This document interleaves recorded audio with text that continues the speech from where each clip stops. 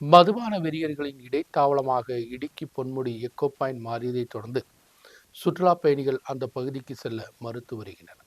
பொன்முடி தடாகத்தில் முதலில் boating சேவைதான் ஆரம்பிக்கப்பட்டதா? Echo பாயிண்டிலிருந்து தான் பின்பு பொன்முடி டேம் டூரிசம் திட்டம் வந்ததை தொடர்ந்து எக்கோ பாயிண்டின் பாதுகாப்பு இல்லாத நிலை ஆனது. அழகான இந்த பகுதி தற்பொழுது குப்பைகளாலும் மதுபான பாட்டில்களாலும் நிறைந்துள்ளன. சமூக விரோதிகளும் மதுபான வெறியர்களின் இடமாகத்தான் இது மாறியுள்ளது. പൊന്മുടിയിലെ എക്കോ പോയിന്റ് എന്ന മനോഹരമായ പ്രദേശം ഇപ്പോൾ മാലിന്യങ്ങളുടെയും മദ്യക്കുപ്പികളുടെയും സാമൂഹ്യ വിരുദ്ധരുടെയും മദ്യപാനികളുടെയും ആവാസസ്ഥലമായി മാറിയിരിക്കുകയാണ്.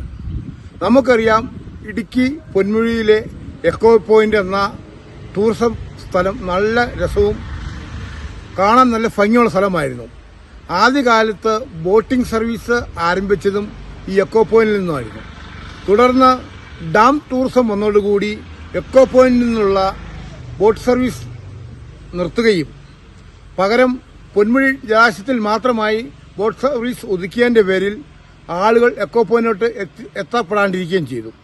അങ്ങനെ എത്തപ്പെടാൻ കഴിയാത്തതിൻ്റെ പേരിലാണ് ആ മനോഹരമായ പ്രദേശം ഇപ്പോൾ സാമൂഹ്യ വിരുദ്ധരുടെയും മദ്യപാനികളുടെയും പ്രദേശമായി മാറിയിരിക്കുന്നത്. അവിടുത്തെ എക്കോ പോയിന്റിലെ ടൂറിസം വികസനം കുറഞ്ഞതോടുകൂടി ഈ നാട്ടിലെ ടൂറിസത്തിന്റെ വികസനം കൂടിയാണ് കണ്ണടയുന്നത്. അതുകൊണ്ട് എത്രയും പെട്ടെന്ന് അതിനെ ബന്ധപ്പെട്ട ആളുകൾ എക്കോ പോയിന്റിലെ ടൂറിസം നിലനിർത്തുന്നതിനും അതിന് വേണ്ട കാര്യങ്ങൾ ചെയ്യണമെന്നാണ് ഒരു പൊതുപ്രവർത്തനം. பொன்முடி எக்கோ பாயிண்ட் சுற்றுலா திட்டம் தடைபட்டதை தொடர்ந்து இந்த பகுதியில் சுற்றுலா வளர்ச்சியும் மங்கியுள்ளது. அதிகாரிகளின் மெத்தனம்தான் இதற்கு காரணமாகவும் கருதப்படுவது. நியூஸ் பீரோ ராஜகுமாரி.